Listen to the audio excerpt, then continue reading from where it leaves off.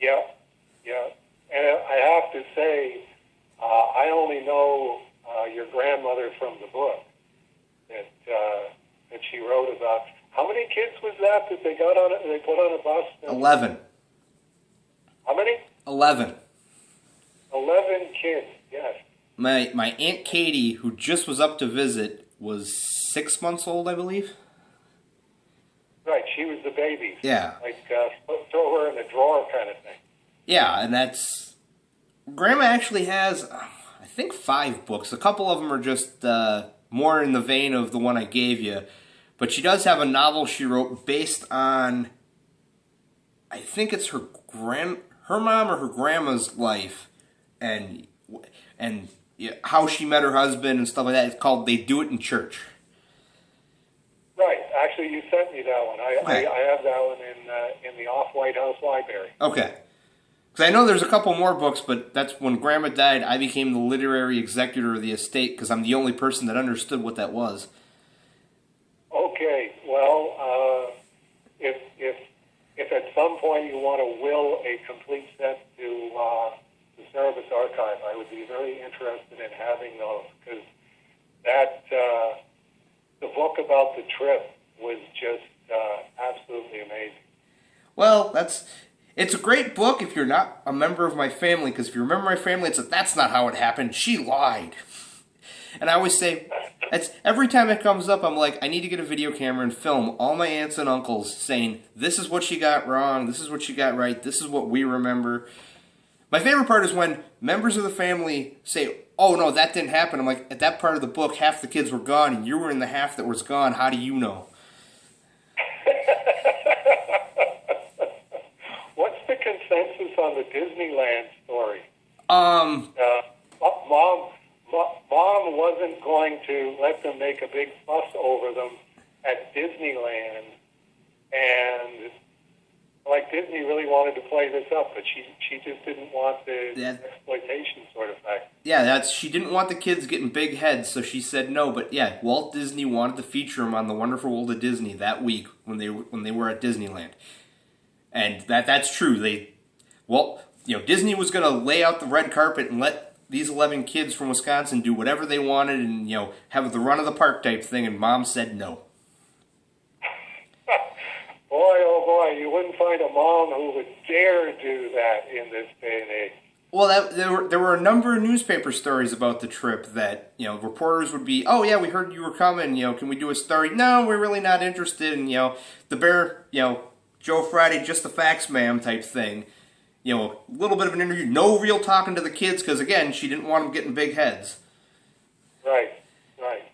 And the kids are going, couldn't we get just tiny big heads? Well, that's, when I read the book, I'm like, this is amazing, and I started talking to my mom about it, and she's just like, yeah, it's amazing now, but at the time, we were really pissed when we found out we could have had the run at Disneyland, and Mom said no. There you go. It's a wonder that the kids ever spoke to Mom again. Oh, they loved their mother, but when she died, we the stories kept coming up, but my grandma had a nightie that she wore for probably 30 years. And at one point, my mom found a nightgown at St. Vincent de Paul's, it's $2. Bought it for her, gave it to her. Next time she went and saw her mom, and her mom put on her nightgown, it was the same old rag she had for 30 years. Uh-huh. This is all I need. I don't need anything else. Yeah, but it's see-through because it's so old. Don't talk to your mother that way. If I want to wear this, I want to wear this. My mom ended up... Well, it was for their 50th wedding anniversary. My brother got a plate that said 50th anniversary, and it had a gold leaf circle around the edge of the plate, and the 50th anniversary was in gold leaf. And he gave it to him. Gave him this platter on their 50th wedding anniversary because we had a big party.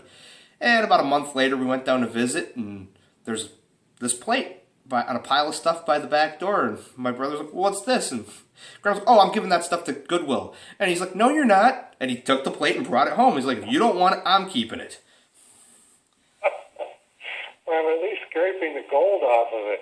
Well, and that's why I'm like, this is real 24 karat gold, Grandma. Why were you getting rid of it? So, well, we don't need this plate. You know, we already had our anniversary. We're not going to have another 50th anniversary. And I see your point, but at the same time, she didn't have a lot of sentiment. She was, all right, you know, we'll hang on to this, but, you know, like, when they sold the house to move into an apartment, it was my grandfather had all this stuff that he had carved, and there was an ivory, he had a piece of ivory he carved into a skull. And Grandma thought it was plastic and put it on the sale pile, and somebody's like, Dad carved that, and grabbed it out, and, you know, we're saving this family heirloom. And she's like, oh, I thought it was plastic. You know, it's just a cheap skull. We don't need it. There you go. Man, oh man. Hey, moving on to David Johnson. Yes. David Johnson is an important guy to me, primarily because when I was finishing the Cerebus Marathon, the last, I'm going to guess here, probably the last 6 months of doing the book. So from March until, June. from June until December 2003, I heard from David Wayne Johnston in Indiana, conservative estimate, at least twice a week, and usually like 8-page letters, and sometimes with drawings in them and stuff like that. So it was like, well, I always wondered what's the last 6 months on Cerebus going to be like, and that was one of the things was. David Wayne Johnston. I've got all of the letters as a separate file in the upstairs closet here. I couldn't put my hand on them right away, but I know that they're in there because it was very important to me. Where when you find yourself running completely alone across this completely blank plain. The guy who shows up every once in a while and goes, "Hey, by the way, I'm still here, still looking forward to issue 300." So David is very important to me in that sense. He was also very important to me because he was writing to me about scripture and was quoting John's Gospel. And I wrote back to him and said, this is phrased in a very, very unusual way. Where specifically are you getting this from? Hoping that he wasn't going to say, "Well, I've got a radio in my head. This is how it's being communicated to me." And he said, "Oh, it's the Kingdom interlinear version of the Gospel, which is something that Jehovah's Witnesses have as a book." He had gotten it from a Jehovah's Witness. And I said, "Could I borrow that sometime?" And he said, "Actually, I think he had 2 or 3 of them at the time." And he said, "I can send you one." And it's like, well, no, that's very nice of you. If you're sure you can spare it, I'd be interested in looking at it. And it's definitely one of my most treasured possessions. Again, talking about just how beautifully crafted the King James Version is. And I was going, I don't know who this kid is or where he's getting this mangled version of John's Gospel, but he really needs to get the King James Version. And of course, I barely look at the King James Version of John's Gospel now. I always read the Kingdom interlinear version because it's amazing insofar as, okay, here it is in Greek. Here's the Koine Greek on one line. Here's or the Koine Greek on the one line. Here's the English on the other line. And if you read it aloud, it's so immaculate. It makes the King James Version look gaudy. So I will always owe David Wayne Johnson big time for the fact that he got me this. He actually sent me 2 copies of it. And I went, well, I don't really need 2 copies, but, I appreciate you sending it to me. And then I heard through the grapevine, actually it was a news story. Probably this is going back far enough that it was in Comics Buyer's Guide, where somebody was asking Frank Miller in an article about Frank Miller what his next project was going to be. And he wrote on a piece of paper, I don't know if I'm misremembering that right, he wrote on a piece of paper, Life of Jesus. And I read this at just about the same time that I was getting this Kingdom Interlinear version from David Wayne Johnson and getting a second copy of it. And I was going, well, if I was ever looking for another person to give my spare Kingdom Interlinear version of the Gospels to, I think Frank Miller would be a good bet if he's doing a Life of Jesus. So I did that. I packed it up and wrote a letter explaining how I'd gotten it and saying, if you're serious about doing a Life of Jesus, I think it would be amazing if you took the actual Greek and put that in the word balloon and then had the whole thing footnoted with what the word-for-word translation is of it. Whatever you're going to do with the graphics, and it's Frank Miller, the graphics are going to be amazing. I think just having that as the structure, I definitely want to be in the front row on opening night for that kind of thing. And that was literally, I don't know what happened, but whatever relationship I had with Frank Miller at that point, it was over. I tried phoning him when I was in New York, leaving a message, Frank, Dave, I'm in town. I don't know if you're busy or if you want to hang out or whatever else. Here's the number at the hotel, give me a call. Heard nothing from him, heard nothing about the Kingdom Interlinear version. So there you go.